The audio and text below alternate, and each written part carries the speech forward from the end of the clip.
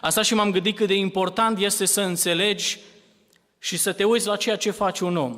Să te uiți la activitatea lui, să te uiți la ceea ce vorbește el, dar mai important decât asta este să înțelegi care e motivația din spate. De ce spune ceea ce spune, de ce face ceea ce face, de ce lucrează în modul în care lucrează, pentru că vom găsi, dragii mei, în motivația omului, vom găsi niște lucruri ascunse. Știți că șarpele în grădina Edenului a venit înaintea oamenilor, n-a venit cu minciună, surprinzător. A venit cu adevărul și a spus, în ziua în care veți mânca din pom, veți fi ca Dumnezeu. Și Dumnezeu confirmă puțin mai în jos, dacă citiți în Geneza, spune, iată că omul a ajuns ca unul dintre noi. Dumnezeu confirmă că ce a spus șarpele oamenilor, că ei vor ajunge ca Dumnezeu, Dumnezeu confirmă, omul a ajuns ca unul dintre noi, cunoscând binele și răul. Dar, întrebarea care se pune, care este motivația din spatele a ceea ce spune cel rău? Care este motivația din spatele a ceea ce faci tu sau eu în lucrarea lui Dumnezeu? În seara aceasta, apostolul Ioan surprinde toate aceste lucruri și el vorbește, dragii mei, și este așa de important să înțelegem contextul în care el scrie acest mesaj al dragostei. Poate pentru unii este un mesaj frumos, să-și delecteze mintea și inima lor. Poate unii când citesc mesajul acesta al dragostei, să ne iubim unii pe alții, varsă o lacrimă și atât. Dar aș vrea să înțelegem că cei din vremea de atunci și noi astăzi s-au confruntat cu un pericol extraordinar de mare. Era pericolul a unui duh de rătăcire care lucra. Era pericolul a duhului lui Anticrist care lucra în vremea de atunci și erau într-un pericol de a fi amăgiți și duși în rătăcire și duși departe de fața lui Dumnezeu, creștinii din vremea de atunci. Cu atât mai mult noi astăzi ne confruntăm cu lucrurile acestea. Și Apostolul Ioan scrie în contextul acesta și în capitolul 2, versetul 26 spune el, auziți, motivația lui. V-am scris aceste lucruri în vederea celor ce caută să vă rătăcească. Nu v-am scris aceste lucruri să vă stârnesc în voi, anumite, să vă încălzesc inima vorbind despre o dragoste, ce lucru frumos, ce lucru extraordinar. Spune el, vă scriu toate aceste lucruri pentru că vă pândește un pericol extraordinar de mare, să fiți duși în rătăcire de unii. Și în seara aceasta a punctat lucrul acesta fratele Gicu, Domnul să-l binecuvinteze. Dragii mei, el vorbește în contextul în care în lume se înmulțește duhul de minciună și spune el în capitolul 4, a doua parte a primului verset, căci în lume au ieșit câțiva proroci mincinoși. Așa spune el. Nu, spune au ieșit mulți. Nu v-ați întrebat când ați citit versetul acesta, sunt convins că l-ați citit de multe ori. Eu m-am pus întrebarea, Doamne, dar când s-au înmulțit? Era o religie nouă, era o mișcare nouă, relativ nouă, nu avea foarte multă vechime. Când au avut timp să se înmulțească? Apostolul Pavel spune, noi nu stricăm cuvântul lui Dumnezeu cum fac câțiva. Așa zice, cum fac cei mai mulți. Și dintr-o dată constați că sunt majoritari. Dar Dumnezeu să ne ajute, chiar dacă suntem o turmă mică, să nu ne temem și să păstrăm adevărul lui Dumnezeu. Spune, noi nu stricăm cuvântul lui Dumnezeu cum fac cei mai mulți. Dragii mei, aș vrea să vă întreb pe cei care aveți la casele dumneavoastră grădină și vă ocupați de grădină și de grădinărit. Cu câtă trudă se cultivă o plantă și cât de mult trebuie să te ocupi ca să cultivi ceva în grădina ta. Dar aș vrea să vă întreb, îi trebuie mult unei burieni să crească? Trebuie să te ocupi de ea? Trebuie să o uzi, să o cureți? Cu câtă greutate cultivi ceva, o floare sau un rondou de flori în grădina ta, cu câtă greutate și câtă curățenie trebuie să faci și îngrășământ și să o uzi și soare și așa mai departe. Dar pentru buriană nu trebuie să faci nimic.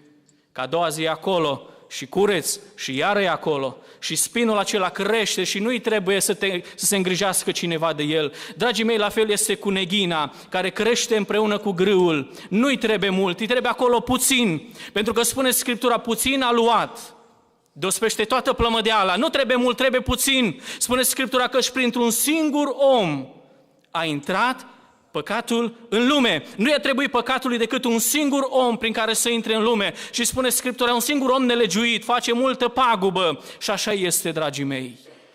Și Dumnezeu ne vorbește în seara aceasta prin Apostolul Ioan. Și Apostolul Ioan trage un semnal de alarmă și spune, dragii mei, vă îndemn să faceți câteva lucruri și spune el, prea iubiților, să nu dați crezare oricărui duh, ci să cercetați duhurile dacă sunt de la Dumnezeu.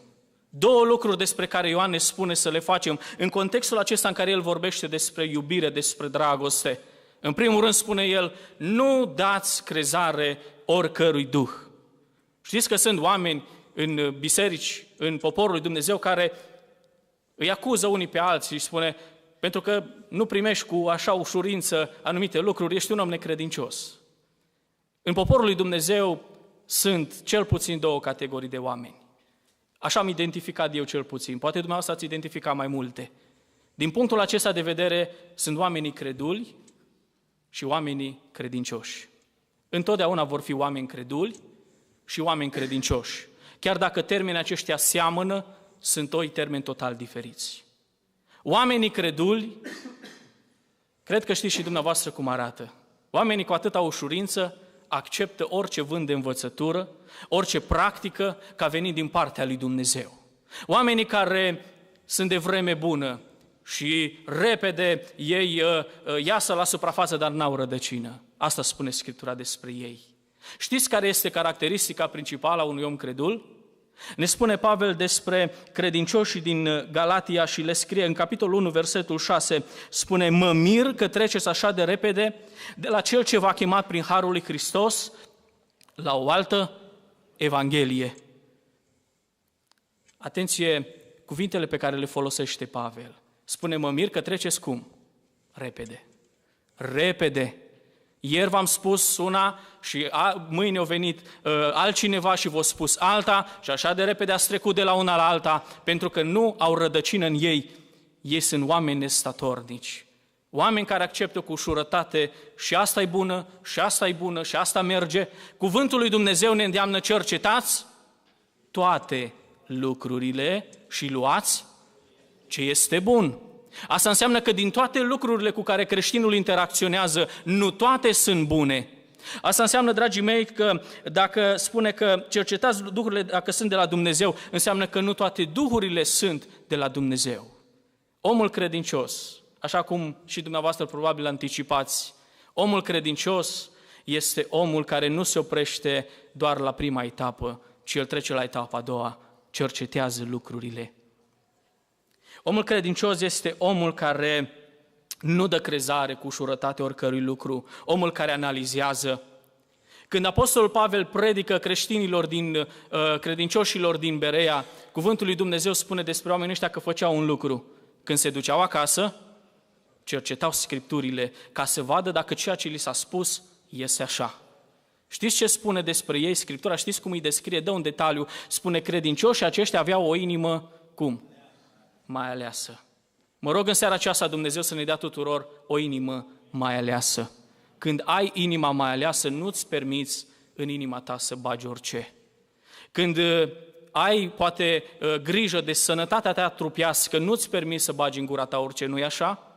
Nu-ți permiți să te alimentezi oricum și cu orice. Când ai grijă de sufletul tău, de ce să fie diferit, fraților? Când avem grijă de sufletul nostru, să nu ne permitem orice. Pentru că Pavel spune în Filipeni, în capitolul 4, spune, orice lucru care este adevărat, orice lucru care este vrednic de primit, spune el, aceea să vă însuflețească. Și Domnul să ne ajute la lucrul acesta. Dragii mei, Apostolul Ioan vorbește despre această cercetare a duhurilor și spune el, cercetați dacă sunt de la Dumnezeu sau nu. Când Scriptura ne îndeamnă să cercetăm lucrurile, Scriptura nu ne îndeamnă să ne dăm noi cu părerea, ci Scriptura este specifică. Scriptura spune, cercetați sursa, cercetați proveniența acestor lucruri. Și se pune marea întrebare și poate apare în mintea multora o mare dilemă, cum să cercetez eu duhurile? Nu am dar de deosebire a duhurilor, nu am vreun dar de descoperire din partea lui Dumnezeu. Cum să cercetez eu duhurile? Eu, un om limitat, care nu pot să văd dincolo de carne, dincolo de trupul acesta, cum pot să văd eu ce în interiorul unui om? Cum pot să văd eu duhul de care omul acela este călăuzit? Și Scriptura ne dă câteva ajutoare în sensul acesta. Spune versetul 5, ei sunt din lume, de aceea ce fac oamenii aceștia? Vorbesc. Duhul acesta care trebuie cercetat este Duhul învățăturii mai întâi de toate. Spune despre oamenii aceștia care duc pe alții în rătăcire și care sunt mânați de Duhul Anticrist și de Duhul de minciună. Spune că ei sunt din lume, își au originea în lume, acolo unde este și Anticristul, și ei ce fac? Vorbesc. Ei vorbesc ca din lume și lumea îi ascultă. Dragii mei, este un indiciu extraordinar de important. Înțeleg de aici că oamenii aceștia transmit mesaje. Oamenii aceștia predică. Oamenii aceștia vorbesc, oamenii aceștia scriu cărți, oamenii aceștia poate îi găsești în biblioteci, în anumite articole, în anumite cărți scrise de ei. Oamenii aceștia poate au cuvântări televizate, oamenii aceștia sunt oameni influenți care au un mesaj de transmis și lumea îi ascultă. Dragii mei, în seara aceasta mă rog ca Dumnezeu să ne lumineze și să ne dea înțelepciune de sus. Să înțelegem, dragii mei, că spune Apostolul Ioan în capitolul 2, versetul 16, dacă nu greșesc, despre 3 lucruri care nu sunt de la Dumnezeu, ci sunt din lume. Și spune, nu iubiți lumea, nici lucrurile din lume, căci tot ce este în lume și tot ce e în lume, toată oferta asta bogată a lumii, el o rezumă în 3 lucruri. Pofta firii pământești, pofta ochilor și lăudăroșia vieții nu sunt de la Tatăl, ci din lume. Dragul meu, în seara aceasta vreau să vă spun, atunci când cercetezi Duhul și sursa, atunci când cercetezi poate omul care pretinde că e omul lui Dumnezeu, lucrarea care pretinde a fi lucrarea lui Dumnezeu, noi trebuie să ne uităm care este baza, care este fundamentul învățăturii acestei lucrări. Fratele Gicu puncta lucrul acesta. Învățătura sănătoasă are în centru ei un fundament puternic și anume persoana Domnului Iisus Hristos. Învățătura sănătoasă care vine de la Dumnezeu este învățătura care are ca și temelie persoana Domnului Iisus Hristos. Pentru că Scriptura spune că nimeni nu poate pune o altă temelie decât cea care a fost pusă și care este Domnul Iisus Hristos. Mărit să fie numele Lui. Dragii mei, cei care vorbesc ca din lume vor aduce lucrurile din lume în învățăturile lor. Pofta firii pământești o vei regăsi și o voi regăsi în învățăturile lor. Nu mai este păcat nici aia, nici cealaltă. Pofta ochilor, nu se mai condamnă această pofta ochilor și nu mai este păcat să poftim cu ochii noștri.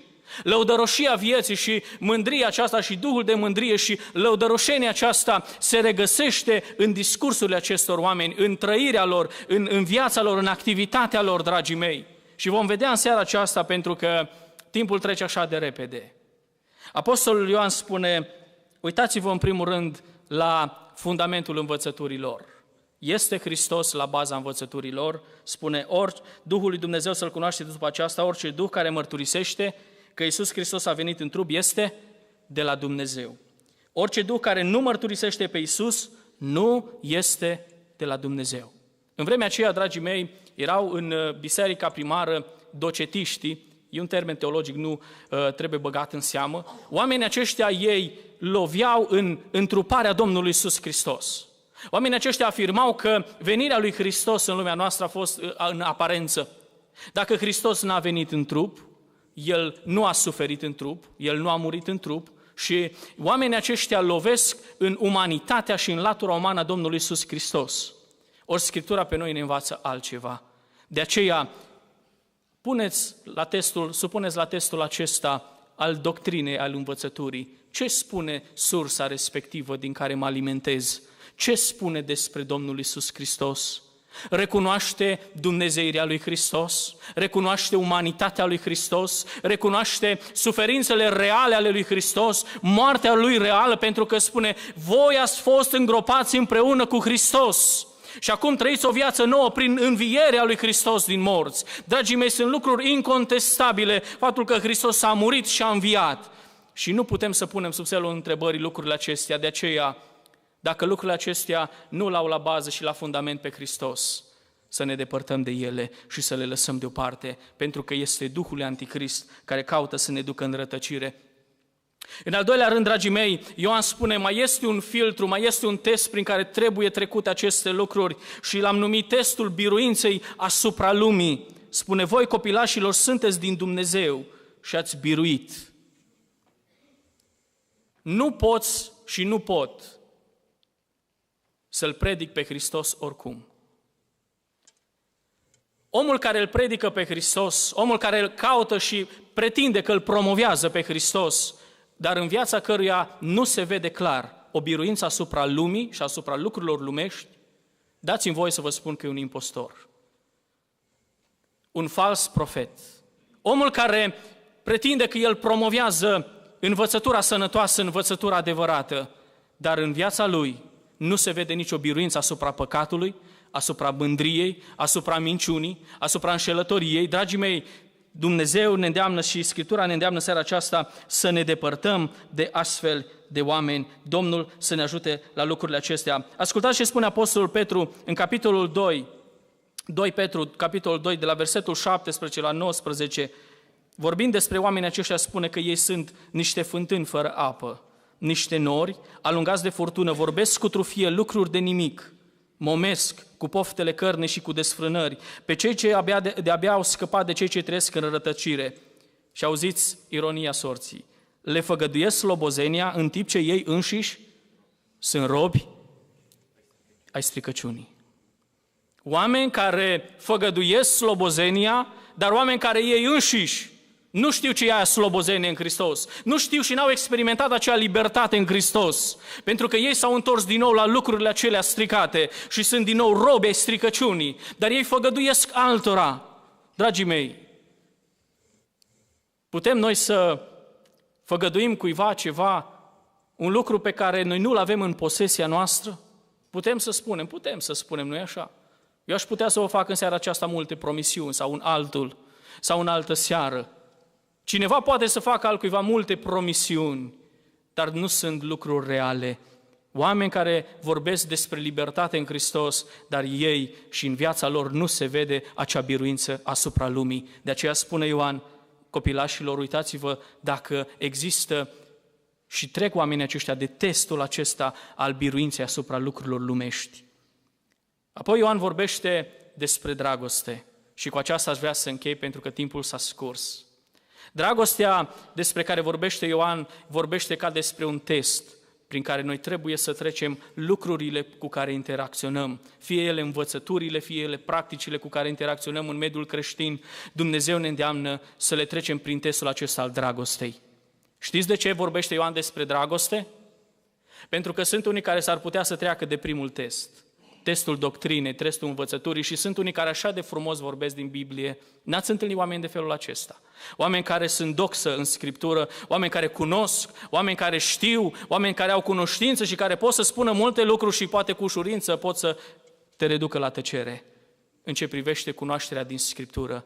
Însă Ioan spune, mai este un test, e testul dragostei, e testul trăirii. Pentru că mai înainte de a face ceva trebuie să fii ceva. Nu-i așa? Dumnezeu s-a uitat la Cain și la jertfa lui. Dumnezeu s-a uitat la Abel și la jertfa lui. Dumnezeu se uită la tine și la jertfa ta. Dumnezeu se uită la mine și apoi la slujirea mea. Pentru că înainte de a face trebuie să fiu. Și Dumnezeu ne spune în seara aceasta prin Ioan, uitați-vă și supuneți lucrurile la testul acesta al dragostei. Aș vrea să închei cu ideea aceasta. Și ce spune el? În versetul 7, să ne iubim unii pe alții, căci dragostea este de la Dumnezeu și oricine iubește este născut din Dumnezeu. Dincolo de orice altceva, dragostea adevărată adeverește și autentifică nașterea noastră din nou. Dragostea adevărată vorbește despre noi dacă într-adevăr relația noastră cu Dumnezeu este una sănătoasă, dacă într-adevăr schimbarea din viața noastră este una reală, dacă într-adevăr natura mea păcătoasă este ceva de domeniul trecutului și Dumnezeu m-a schimbat și sunt un om nou. Dragii mei, ori de câte ori ne manifestăm dragostea unii față de alții, trecem testul acesta, al naturii noastre noi și prin aceasta ne confirmăm nouă și celor din jurul nostru, ne confirmăm faptul că noi suntem oameni născuți din Dumnezeu. Așa de frumos spune Ioan, Dumnezeu este dragoste și Dumnezeu este acela care ne-a dat dreptul să ne naștem din El. Nu poți să fii altfel decât un om plin de dragoste, că cel ce este născut din Dumnezeu, care este dragoste, nu poate să aibă în viața lui altceva decât dragoste. De aceea Domnul să ne ajute la lucrul acesta și Dumnezeu să ne binecuvinteze, să fim acei oameni plini de dragoste. Ioan vorbește despre faptul că dragostea este aceea care se manifestă față de cei din jur. Dumnezeu a trimis pe Fiul Lui în lume ca noi să avem viață. Dragostea aceea care se jertfește, care se dăruiește, este o dragoste dumnezeiască, nu o dragoste din aceea egoistă, în care ne iubim pe noi înșine și binele nostru, ci dragostea jertfitoare. Și aș vrea să vă încurajez în seara aceasta, pentru că cuvântul Domnului vorbește în versetul 10, spune, dragostea stă nu în faptul că noi am iubit pe Dumnezeu, ci în faptul că El ne-a iubit pe noi. Știți ce înseamnă asta? Dragostea adevărată are inițiativă. Nu vi s-a întâmplat de multe ori să așteptați ca celălalt să facă primul pas? Dumnezeu ne învață în seara aceasta, vrei să fii un om plin de dragoste? Vrei să manifesti dragoste în jurul tău? Fii omul acela care să ai tu inițiativă. Vă îndemn în seara aceasta, plecând din locul acesta, fii tu acela care să faci primul pas.